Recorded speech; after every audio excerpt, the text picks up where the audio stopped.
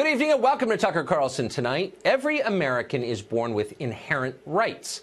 That's what our founding documents say, and the purpose of the U.S. government is to protect those rights. That has been our national creed for hundreds of years, and it's worked. But the left no longer believes it. Progressives have decided that the Bill of Rights applies only to people who agree with them. Their views are protected by the First Amendment. Your views are hate speech. The Second Amendment covers their security detail. You can't be trusted to have a gun at home. Now the activist left is telling us that people who disagree with them no longer have freedom of movement or association. They can't go to the movies or go to restaurants. If they dare leave their homes, they will be surrounded by mobs and threatened. It's happening. Last Friday, White House Press Secretary Sarah Huckabee Sanders and her family were forced to leave a restaurant in Virginia because the owner didn't like their politics. Sanders and her husband went home, but the rest of their family went to another restaurant. That wasn't good enough. They had committed the sin of being related to someone who works at the White House. So progressives continued to harangue them as they tried to eat. This is happening in a lot of places to a lot of people. Protesters, for example, have massed outside the home of White House aide Stephen Miller. In case their intentions weren't clear enough, they put up mock wanted posters with Miller's face on them. A DHS employee, meanwhile, found a burned, decapitated animal carcass on his front porch. Again, the message is crystal clear. Activists on the left are moving toward violence. They are aware of this, and some applaud it. A piece yesterday in Splinter News, which is owned by Univision, explained that intimidating Trump supporters in public places is, quote, just the minimum baseline here. This is all going to get more extreme, and it should, end quote. How extreme? Well, the article fondly recalls the domestic terror bombings of the 1970s. Thousands a year in America. That's our future, the article says. Unfortunately, we're headed there fast. Over the weekend in Los Angeles, Congresswoman Maxine Waters urged the mob to hunt down and find members of the president's cabinet. Here's part of it. If you think we're rallying now, you ain't seen nothing yet. Already, you have members of your cabinet that are being booed out of restaurants,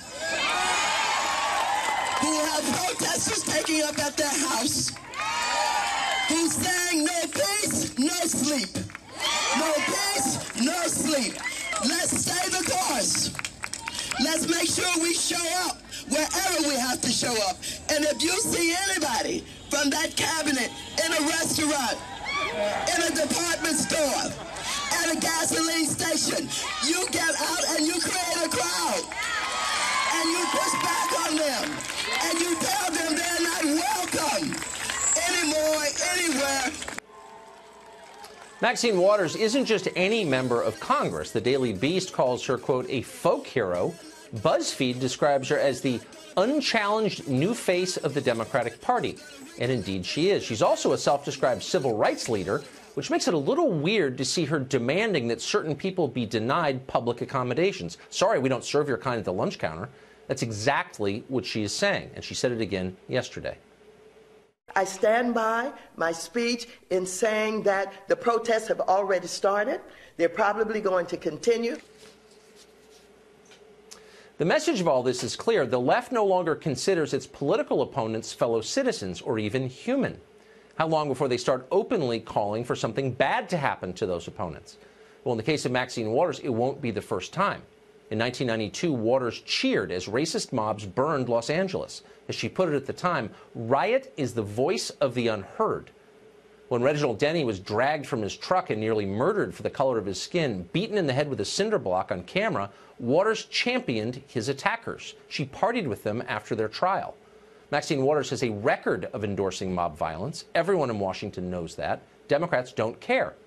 To his credit, Chuck Schumer did call Waters' most recent remarks, quote, not American. Good for him. But hardly anyone else said anything. Nancy Pelosi blamed Donald Trump for what Waters said. That was a theme. Stop hitting me, they said as they threw the first punch. I feel that we are in pre-Nazi Germany. The stages of things that are occurring on a daily basis, the obfuscation, the lies, the totalitarian behavior is shocking and horrendous. Yeah. And we have to be vigilant.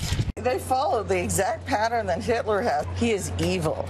He is evil. And the thing is, I thought, oh, he'll come in and he won't really know because he's not that smart. He does, he'll just do a showmanship thing. But he's evil. This is about racism. This is pure and simple racism. That's all this is. The people who support him are frightened to death of this country becoming the Browning of America. Something interesting has happened. As progressives become more authoritarian and less tolerant, they seem more convinced that they're fighting actual Nazis rather than their fellow Americans with whom, in the scheme of things, they have only relatively mild political differences. The more they accuse the administration of extremism, the more extreme they become. And that's not surprising, because once you decide that the people who disagree with you are Nazis, everything is allowed. Why wouldn't you threaten them in restaurants or burn their houses down, or who knows? This could very well end in tragedy. You start talking like this and you don't know where it's going to go.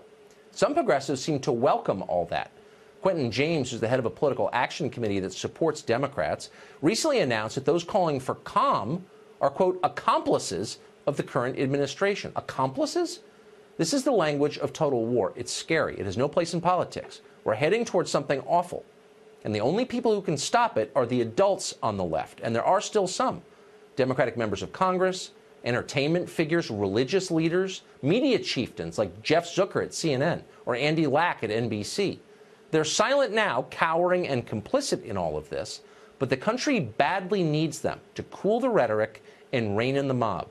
No more Nazi talk on their TV channels. No more screaming at people in restaurants. There's a point of no return, and we are approaching it, and we need their help to pull back.